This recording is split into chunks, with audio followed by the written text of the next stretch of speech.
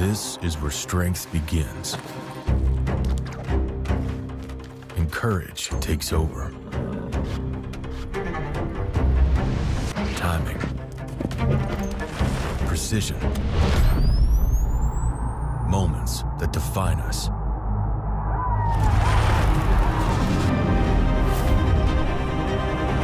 Cinch, lead, don't follow.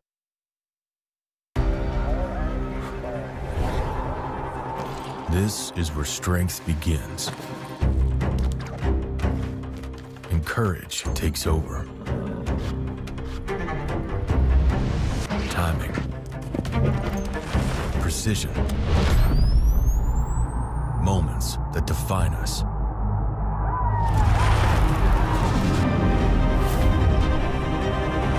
Cinch, lead, don't follow. And keeping the wheels of college rodeo turning are literally a full-time job held by this man to my right, Mr. Jim Dewey Brown. How are you, my friend? I'm well, thank you. Good, bud. What's your thoughts? CNFR 2025 so far, man. What are you thinking? Oh shoot, I think it's going great. I mean, we've got great action, great contestants, and of course the town's behind this. They're showing up in force, so it's going good. Yes, sir. We got to talk earlier to Powder River and some reps. Obviously, the new arena, the new setup. So, what's your role in all of that? I mean, kind of making decisions, setting that thing up, getting it ready to go. Yeah, it's actually a brainchild of mine.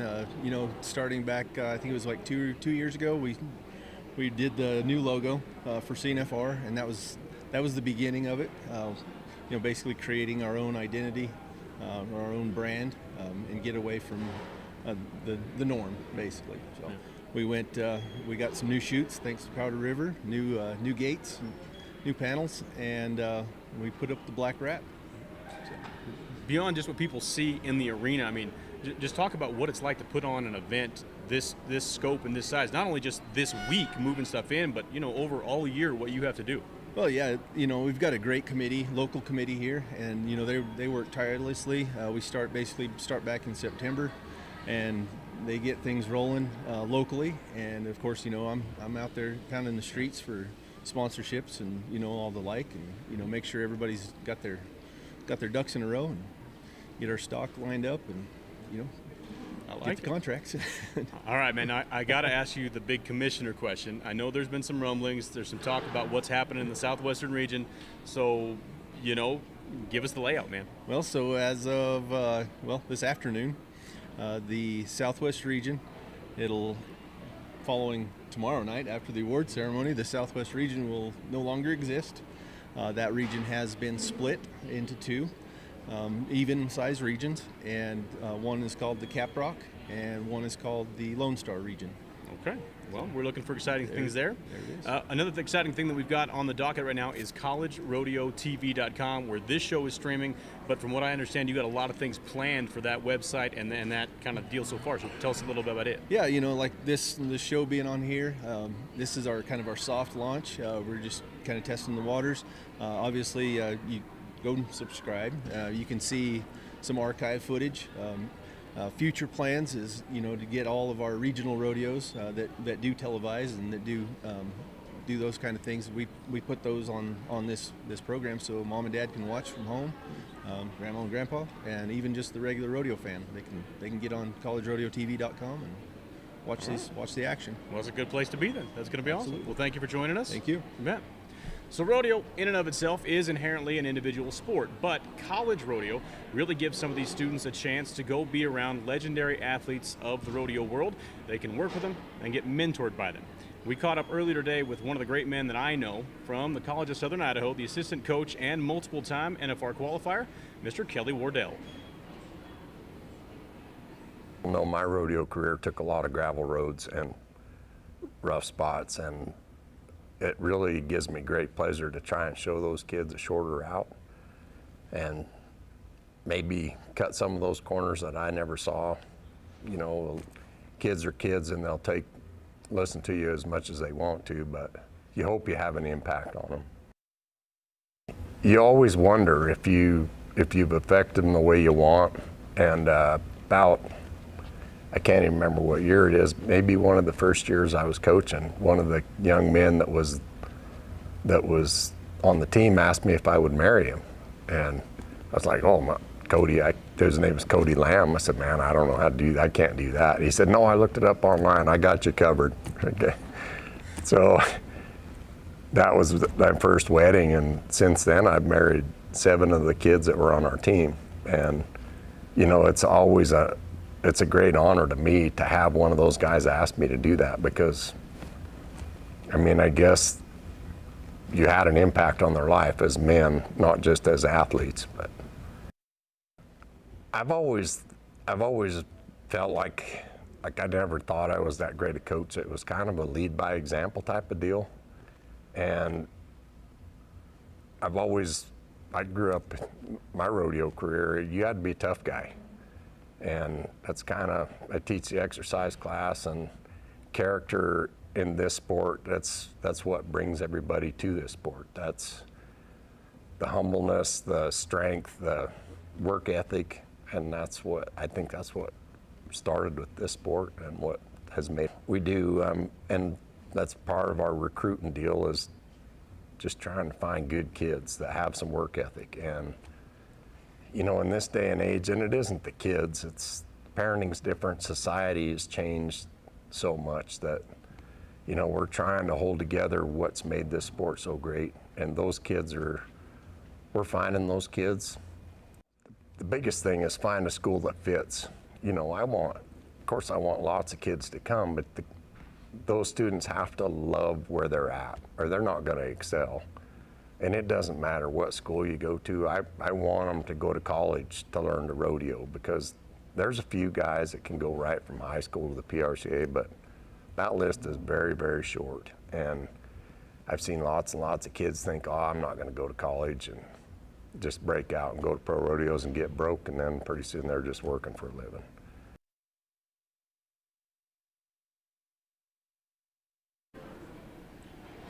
Well, the barrel racing tonight is going to feature some top-tier talent, and equine athletes and cowgirls alike. And we've got one of them with us here in studio. Let me introduce you to Addison Wright of Treasure Valley Community College. How are you, Addison? I'm good. How are you? I'm wonderful, thank you. Making it to the CNFR is a heck of an accomplishment for anybody, but Yeah. you had some kind of exceptional difficulties in a very non-traditional path. So tell me what this year was like for you. So I'm a freshman in college, and I came to college and I was ready for a good year, and I ended up having to put down my horse, and it was not a good thing. It kind of set things back. So what happened? I mean, after that, then obviously you're here, so you did something right. So what happened? Yeah, so I ended up pulling out a horse that I'm actually running here at the CNFR.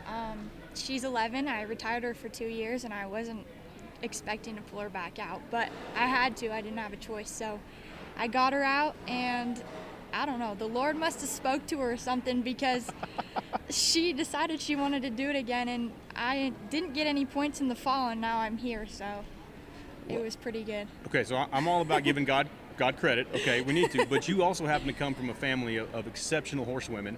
Yeah. If I'm your aunt trained Reggie, right? She did train okay. Reggie, yes. All right, and then Grandma raised him. Grandma did raise And you her, put yes. miles on him. I mean, you did. obviously got him. So, I mean, Yep. what's that like, coming from a legacy of just people that know how to make horses, and being around your family like that?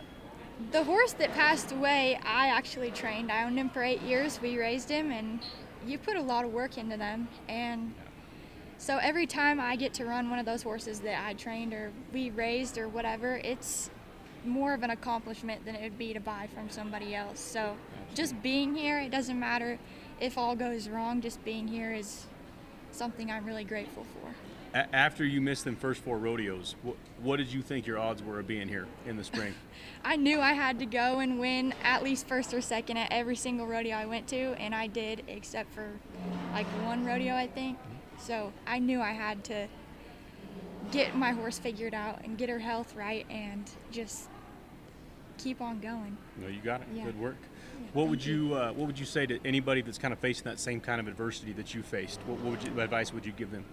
Take your time to grieve, because you can't do anything if you're sad, and you can't keep pushing forward. I know people say push forward and get through it, but you can't. So you just have to let yourself grieve and then come back when you're ready to come back. Okay. Now your coach bragged on you a little bit to me. So earlier this week, we found out that we actually had another contestant whose horse was unable to compete, and you volunteered your horse to that cowgirl. Am I getting that story right? Yeah, she messaged me. I didn't have any idea who she was, and I've been in that boat before. I was at the Junior World Finals in December, and somebody let me borrow theirs. So a little bit of kindness goes a long ways, and I have that horse here, so I was like, have at it. Okay, well, so here's the part we didn't tell you. This is the unscripted part, okay? So this year, Smarty came up with a partnership with the NIRA to create the Smarty Sportsmanship Award.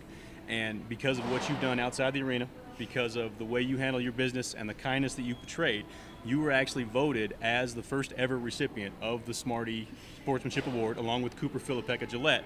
So on air, live, we get to tell you that you actually get your pick of any Smarty dummy, and in your name, Smarty is donating $1,500 worth of product to your college. So congratulations on a very incredible job. Thank you. Well done, and thank you for being somebody that we're very proud to put out and be the face of College Rodeo for what you've done. Thank you. Absolutely.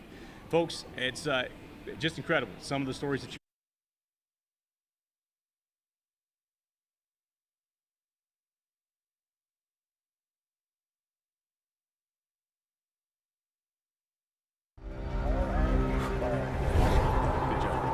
This is where strength begins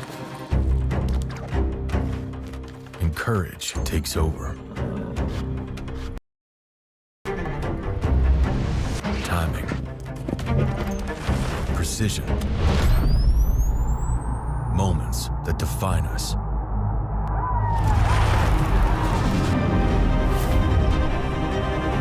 Cinch, lead, don't follow. So each year, the NIRA gets the opportunity to recognize someone who goes above and beyond the call of duty to their schools, their students, even their region. And so we have with us today Mr. Paul Brown, coach of Hill College, and this year's National Coach of the Year. Congratulations, Coach. Thank you very much. Man, so how many years have you been coaching? Well, I actually started when I was 26 years old, 37 years. I was first 2 years at Frank Phillips College in the Southwest region, which just split up, I guess. Now what did you say? The something Canyon? I mean, yeah, Cap Rock and Lone Rock Star. Canyon. Yep. That's where they're going to be. But the last 35 years have been at Hill College. That's awesome, man. What, when you look at your years of coaching, what are just some of the biggest changes you've registered in that short time span? Well, you know, if you look at our success at Hill College and stuff, we've won our region 15 times, 19 times we finished in the top 10 of the nation.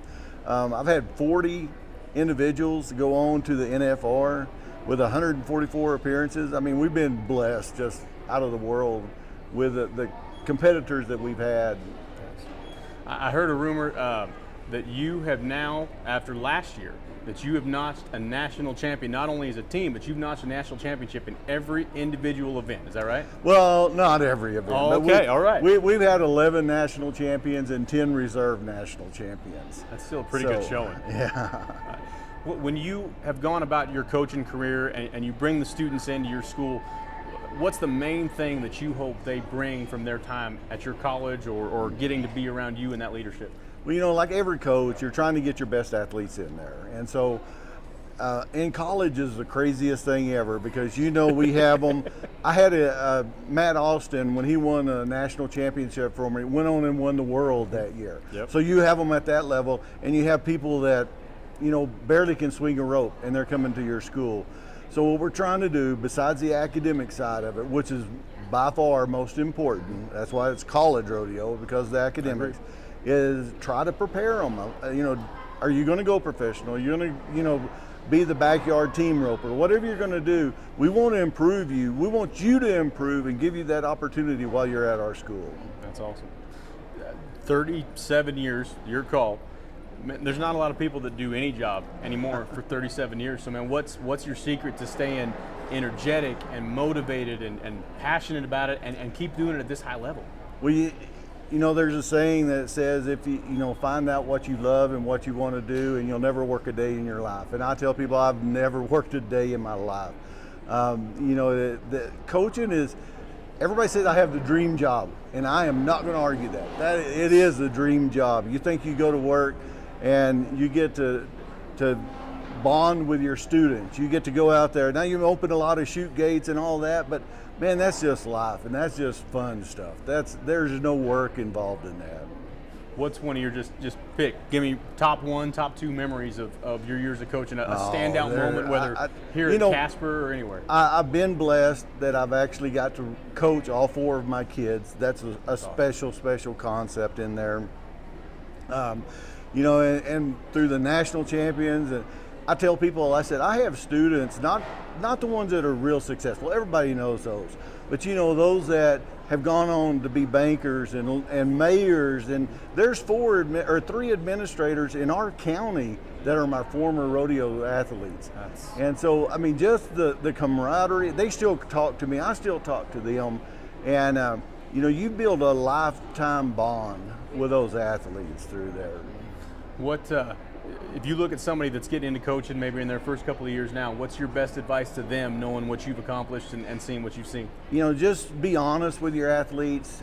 You know, make it fun for them. Make them work hard. You know, set your goals, get where you are.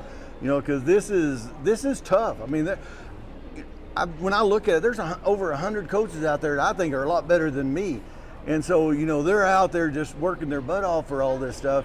And the success that they actually have, and that's where they've actually replaced me. I have 2 coaches coming in. We've always had a women's team, and I've had to kind of deal with it, but now we have a women's coach and a men's coach coming in. And so, you know, and they're both young like that. So I get to tell them, you know, and help mentor them, and okay, you know, you stay on this, you know, of course, once again, education, you've got to push that, but, you know, make sure that they're going to be a well-developed athlete. That's awesome, man. You could put on a church sermon on coaching, bud. I can tell you still got the energy. So what's it going to be like being retired, man? What's your next adventure? Because you don't seem like a guy who's just going to sit at home and put his feet up. No, I have, you know, my son, he owns a rodeo company down there in Texas. I'm going to help them some. I have 4 grandchildren. 2 of them are big into athletes right now. I have a junior high kid. He's big into fall ball, and you know, he's playing baseball and football and basketball, and actually it's Cody Rostocki who's a PRCA. This is his son, and he's a lot bigger than Cody. But he is, you know, a super athlete. Don't care about rodeoing, but he loves all that. And so I'm just going to travel and watch them, you know, and I'll teach for a couple more years. I have a couple more years left. I'm the head of the ag department, and so I'll just do that. That sounds like a lot of fun, man. Well, congratulations. Thank you for your service to the kids. Thank you for your service to College Rodeo, and best of luck, my friend, in your next endeavors. Thank you. Yes, sir. Appreciate you, man. Well, we're going to be right back and be back for another one of our athlete spotlights in just a moment. From one generation to the next. Sponsor.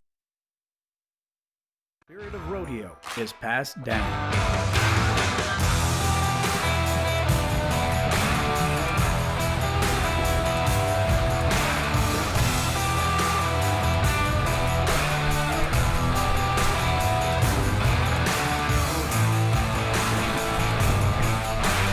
Born from legacy, built for legends. Horsepower Boots. This is not just your regular rodeo. All kinds of exciting action. Shootout time, Bobby T. We got the cameras on me again. Let's go! It's 65 grand. Unbelievable for the champion of the world. Look at this horsepower. For the first time, a rodeo Houston champion.